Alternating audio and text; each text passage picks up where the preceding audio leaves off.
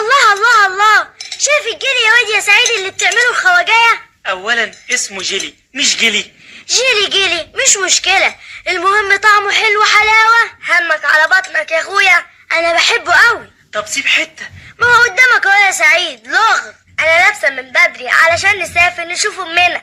هي امكم ما وحشتكوش يا عيال؟ وحشتنا طبعا. وانت يا واد يا سلام ما بتحبش امك؟ بحبها بس برضه بحب الجيلي. طفس.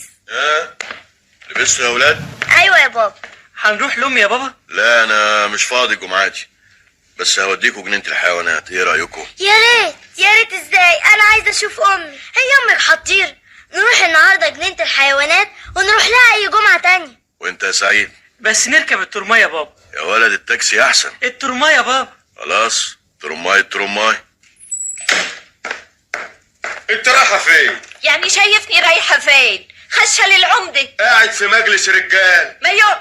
بيبيع قطن. ما يبيع. تعالي هنا. سلام عليكم. وعليكم السلام ورحمة الله وبركاته. ما ردتش يعني يا عمدة؟ ايوه انا رديت في سر يا زاهي. نعم، مش شايفاني في مجلس رجاله بشتغل؟ معلش، ما انت عارف بلوتي. شوفي بقى، انت الظاهر فاضيه وبتتسلي عليا.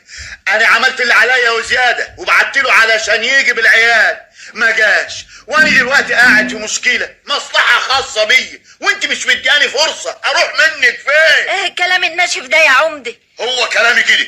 بقى انا جاية اقول لك كلمتين تسمعني الموال ده كله؟ قاعد بعمل مصلحه وانت بتتهجمي عليا في المجلس من غير لا احم ولا دستور. ايه الكلام الفاضي ده؟ مش عايزة ادعي عليك ان وجعتي تيجي فيك عشان تحس باللي انا فيه يا عمدة. هي حصلت لي عليا؟ اخص عليك وعلى ربيتك. ما يصحش كده يا عمدة، تشتمني وتهزاني قدام الرجالة عشان بطلب من عمدتنا يقف جنبي. انت عايزه مني ايه دلوقتي؟ عيالك ماليش دعوه بيهم، وجوزك غار في داهيه. كده يا عمدة؟ طب منك لله وبكرة هتشوف. وبعدين يابا والعمل؟ العمل عمل ربنا يا بنتي، لازم تكوني أشد من كده. هو فيه أشد من إن أعيش بعيد عن عيالي يابا؟ يا زاهية جوزك ده ولا طليقك ولا تراب البرك ده عايز يزيلك بعيالك، وانت بقى وشطارتك. كلمتك مظبوطة يا سرية، هو ده قصده تمام، ولازم أني أكون أقوى منه وأعند على نفسي 50 مرة عشان راحة العيال. عليك نور، لأنه عندك وهتهري وتنكت انت، والعيال هتتشحطط في النص، وساعتها العذاب اللي انت فيه يبقى راعي على الفاضي.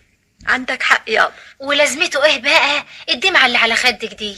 مفيش، أنا هحط كل همي في اللي بعمله. واحد